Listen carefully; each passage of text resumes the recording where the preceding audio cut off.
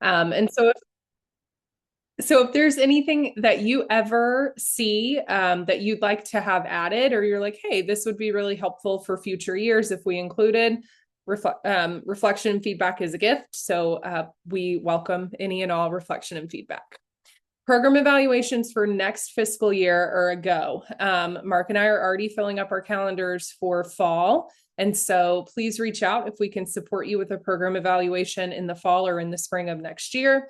It helps us to build out our calendar, and we want to have plenty of time to come out to you and serve and support you. Really exciting to announce and launch that CTAT CTE District of Distinction applications are now open.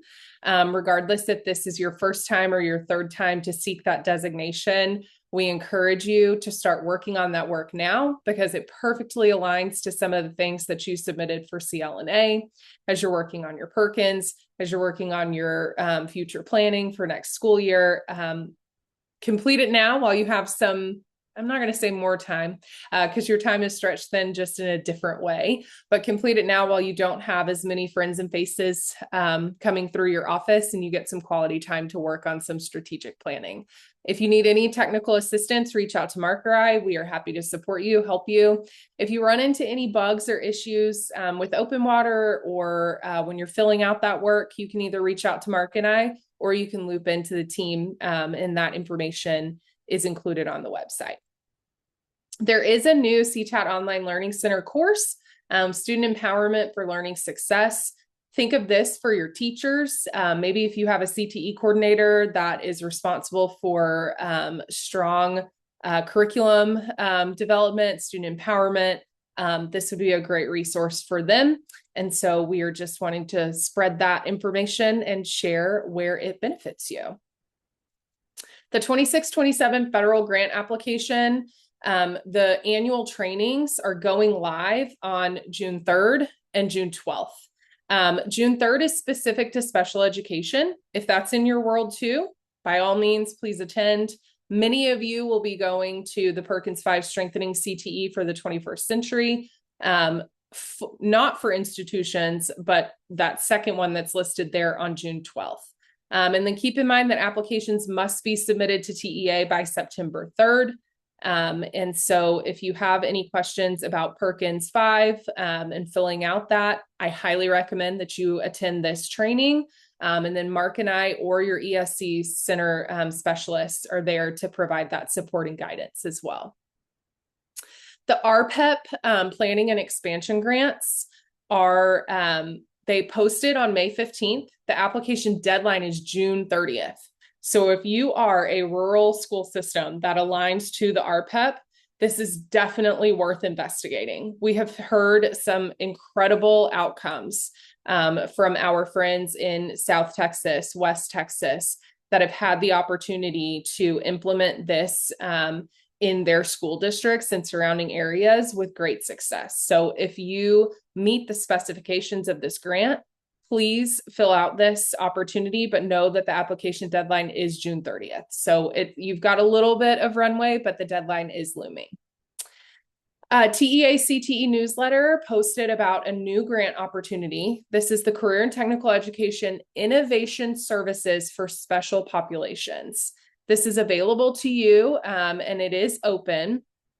And they are having a CTE office hour on June 10th that perfectly coincides with, if you review this grant, you identify that, hey, I have some questions, this would be a great meeting to attend and ask those questions. As well as in the TEA Grants Opportunities webpage, you can direct questions directly to who's overseeing that grant. And correct me if I'm wrong, my ESC specialist, but I think that is one of our TEA CTE specialists that's overseeing that. So it's either Erica or William, one of the two, but check that out. It's not a ton of funds, but it is an opportunity to get some support for some resources and to better serve those traditionally underserved populations. Public comment is open for the IMRA 2026 public feedback. And if you are interested in reviewing that, they are taking public comment through July 31st. State Board for Educator Certification SBEC rule updates. Read through these because they added rules and updates and changes, including EPP, Professional Educator Prep and Certification, the Educator's Code of Ethics, disciplinary procedures, certification standards. So the projected effective date is August 2nd. So take time to review those. So that way, if you can provide any feedback or have some runway to plan for what implementation looks like in the future, you have that. Performance reporting also has some new updates through CCMR. The verifier will be open today. Has anyone give me like a reaction in the chat or a thumbs up if you've pulled that, or if you're like, nope, but I'm going to now as soon as I get off of this call. Hopefully it is live. And if you need any support in identifying what to do with that information, how to work through that, reach out to your ESC CTE specialist. Mark and I, we're happy to help you. But really great data that allows for you to identify where you are and the students that you need to support. This came across our desk this morning. This was a rulemaking decision and a to the administrator notification that TEA has streamlined and has launched a new website that aligns all of the TAA correspondence, resources and guidelines for superintendents and for district personnel. And so you will see that there is a new redesigned website that is streamlined and user-centered navigation with new features. So make sure that you bookmark that. We'll include it in the Connect Open forum, so that way you guys have access to that, as well as in the July chat. But many of you are a part of this notification and you received this via email today. We just wanted to highlight it for you so that way you had access to it. And then a little bit of an update regarding DD4 forms. You've known this, but beginning with the class of 2025, districts now, or TEA rather, is now receiving DD Form 4 information direct from the Department of Defense/War. So why should you keep DD Form 4s on file?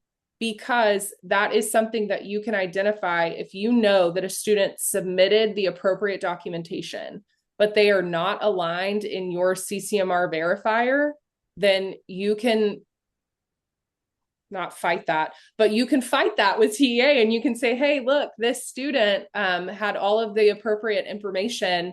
And so we want to submit this as evidence. And then that increases your CCMR outcomes. So it's always best practice to hold on to that data, even if another entity is collecting it. Make sure that you have access to that. There are updated accountability resources through performance reporting. The 2024 annual graduate CCMR outcome bonus final counts are available. Again, this is outlined in the chat for you. You can go directly into the chat, click on the links. And then one of my final kind of wrap up moments is please join us December 2nd through 5th in New Orleans, Louisiana for ACTE's CTE Vision 2026. It's their centennial celebration. Happy 100th birthday, ACTE. It's sure to be a good time.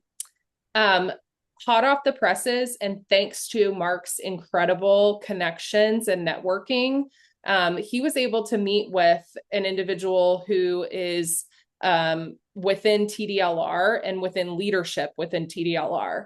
And he was asking specific questions regarding cosmetology. And so not only was he answering those questions, but he said, I'll do you one better. I'll come and present at CTAT summer. So we are going to have TDLR representation, and we are going to have specific Q&A opportunities related to cosmetology and other TDLR areas within your CTE programs. But we will have an individual on site who is prepared to provide the support that you need in implementing these new changes from TDLR.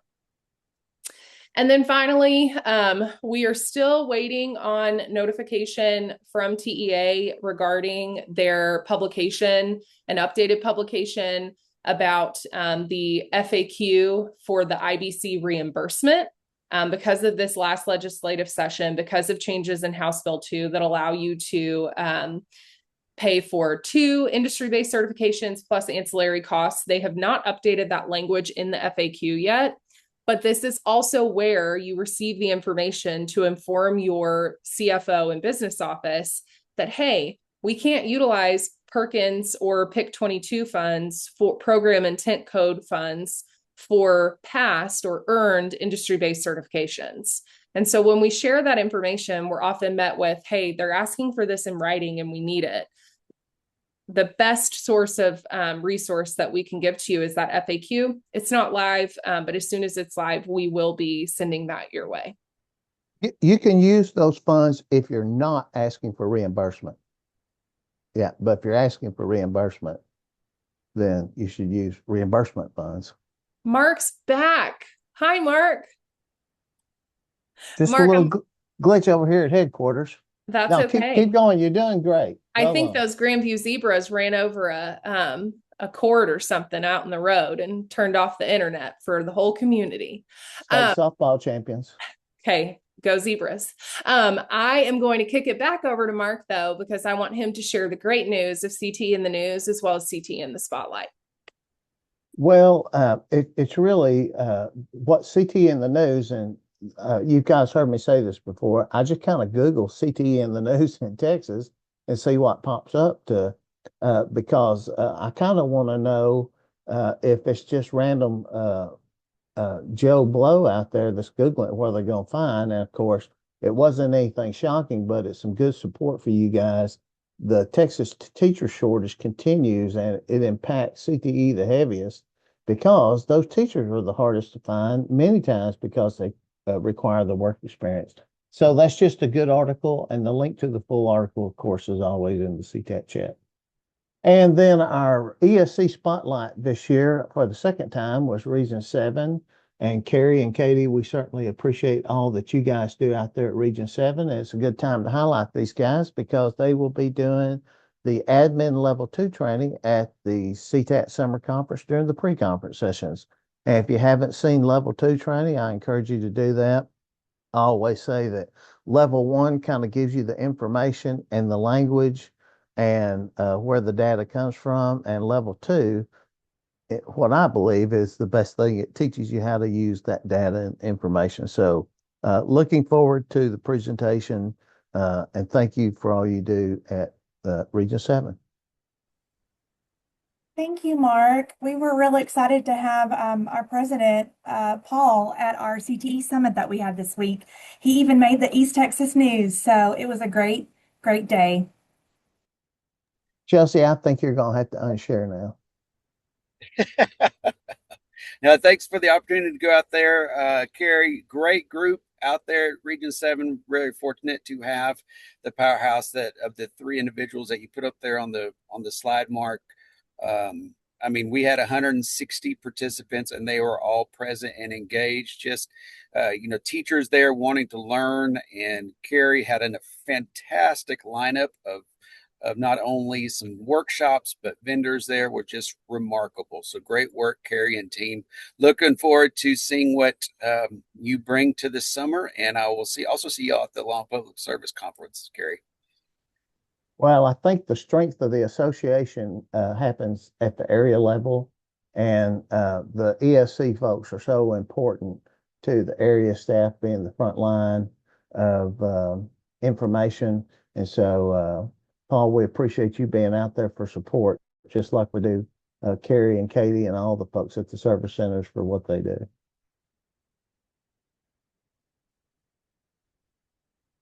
All right. So I guess we'll open it up for questions or comments. Sorry about my technical issues. I think one of those UAPs flew over and zapped my antenna. I couldn't even pick up Hogan's Heroes when I got flipped.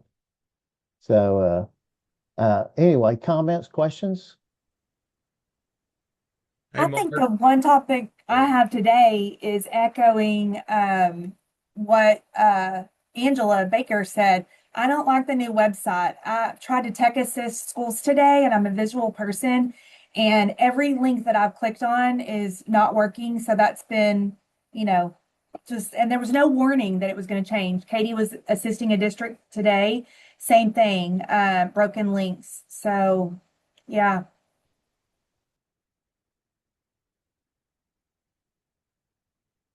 Well, I'm sure I'm not being trying funny when I say this, but I'm sure they'd want that feedback to know, hey, these links are broke. So um, contact those folks as you run across stuff.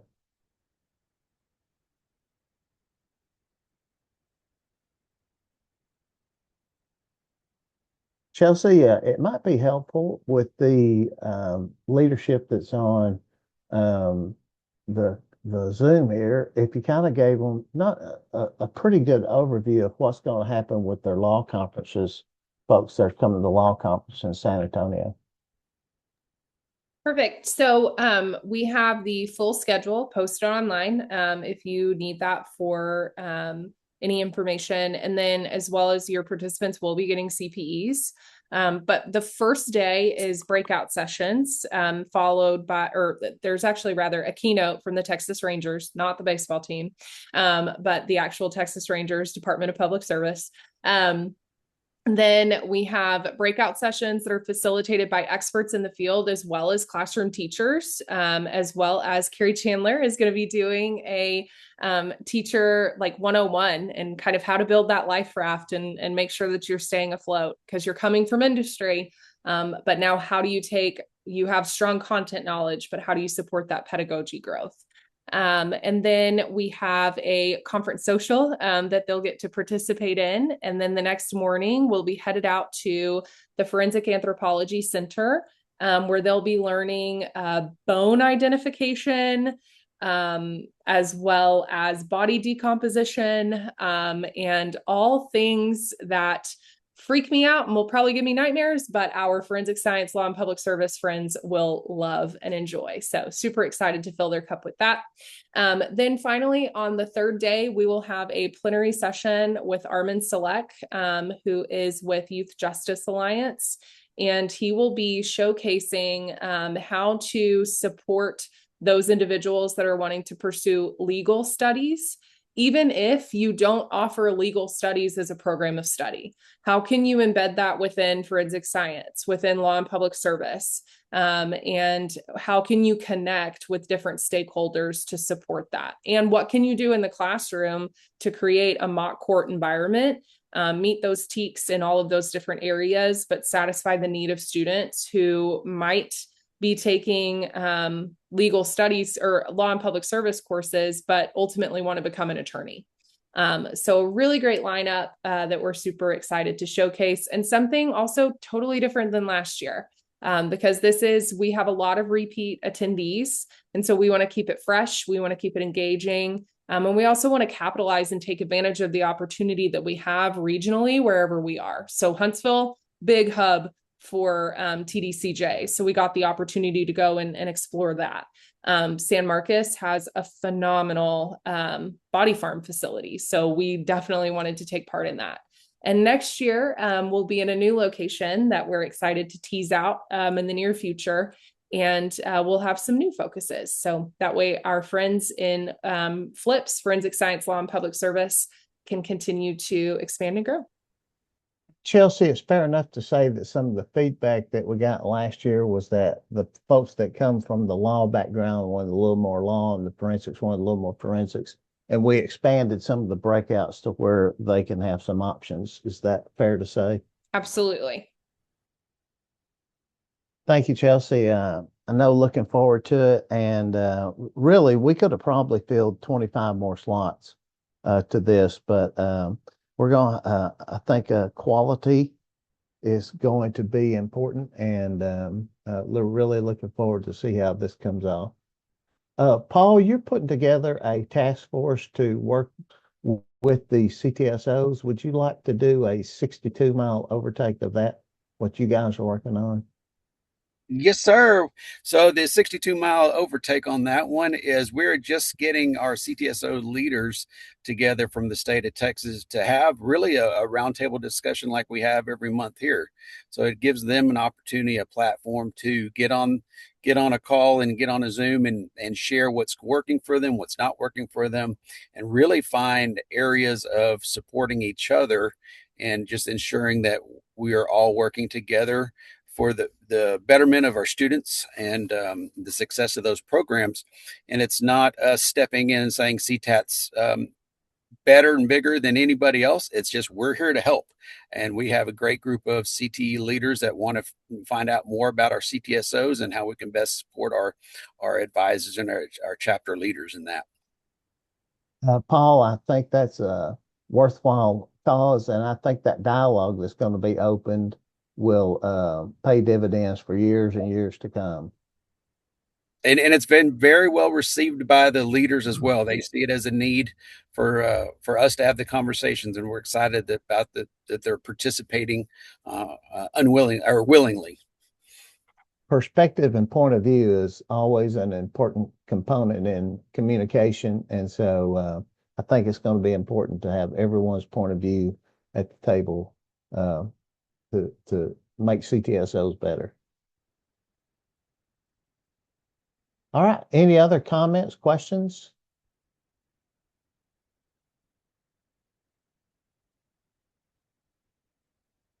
You guys are quiet, Bonnie. Nothing?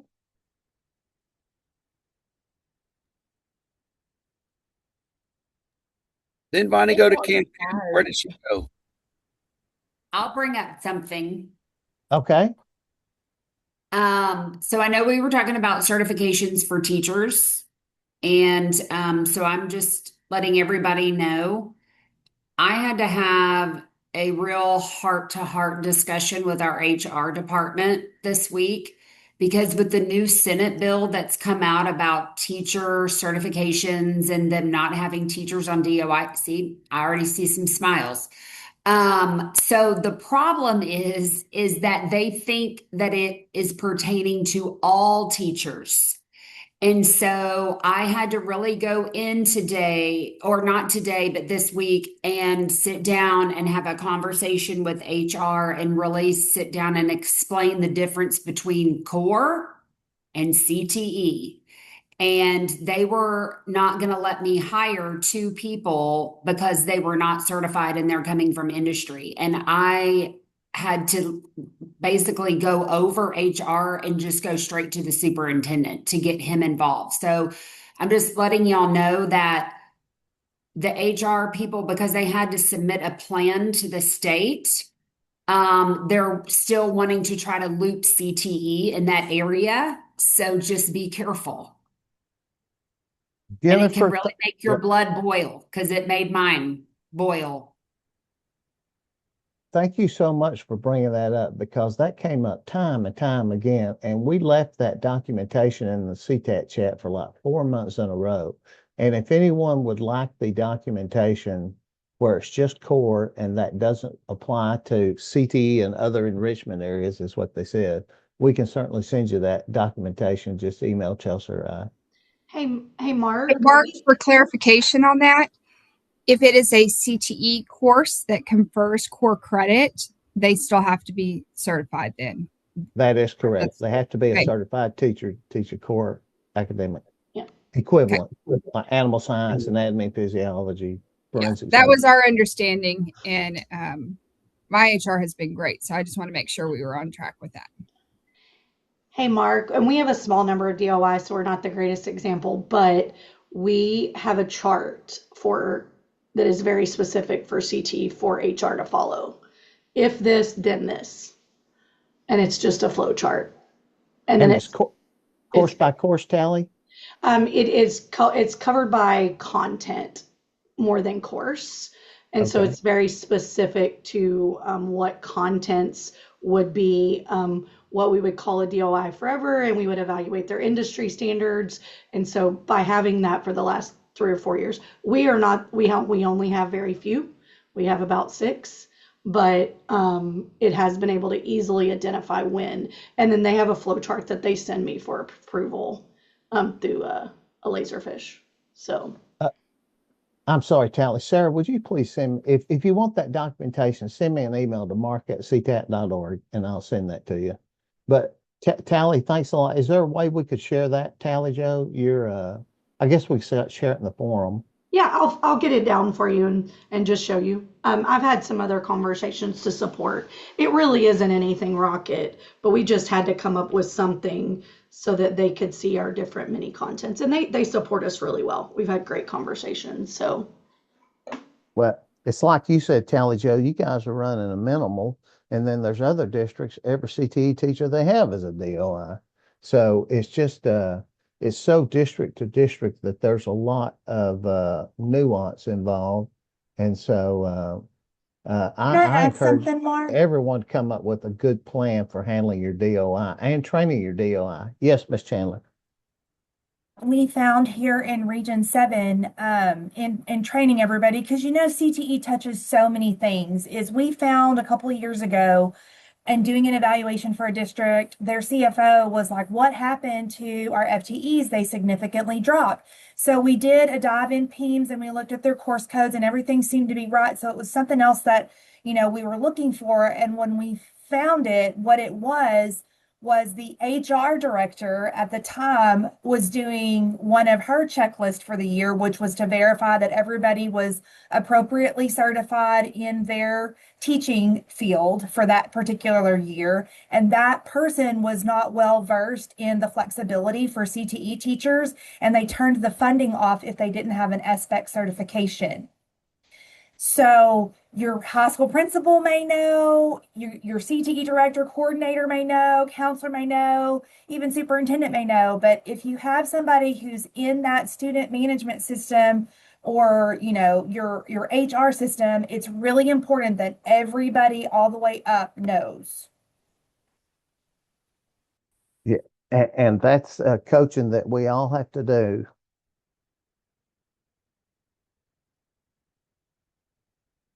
I guess, did y'all get them fixed up, Miss Chandler? Oh, yes, of course we did. Any other good comments about DOI? I will say one thing, Robin, I don't think this is our line to talk about. One of the ideas that has come up is if you're familiar with the Grow Your Own grant, this was an initiative of Marty's, is that giving CTE teachers that are on DOI access to that Grow Your Own money to go get certified, just like an instructional aide can.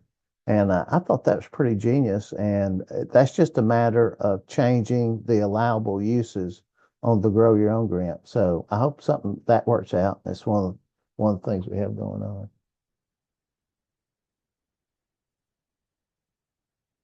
You can see what Sheridan just put in there. I think that's I think that would be kind of universal.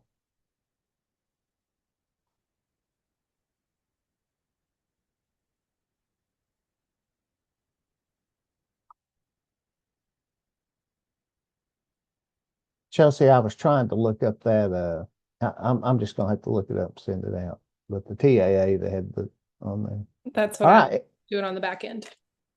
Any other questions, comments?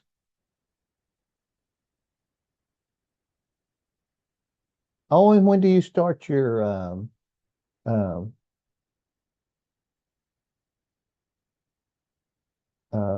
program for ACTE? We started July. Could be You pushed start, till August. It depends. There's a couple of other states that's got some conflicts, New Mexico and I think Arkansas, but July the 10th, I believe, if not August. and that's your fellowship program, right? Yes, sir. Took me 4 minutes to come up with that one word.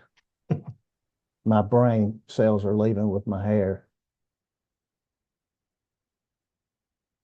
All right. Any other comments? Well, we certainly appreciate you guys. And as always, email us if you have any questions. And Mark, thank you for being here. And thank you for all that ICV does. And we're looking forward to seeing everyone at the summer conference, July 13th to the 15th. Robin, anything last? Chelsea? Well, you don't have to go home, but you can't stay here. Out.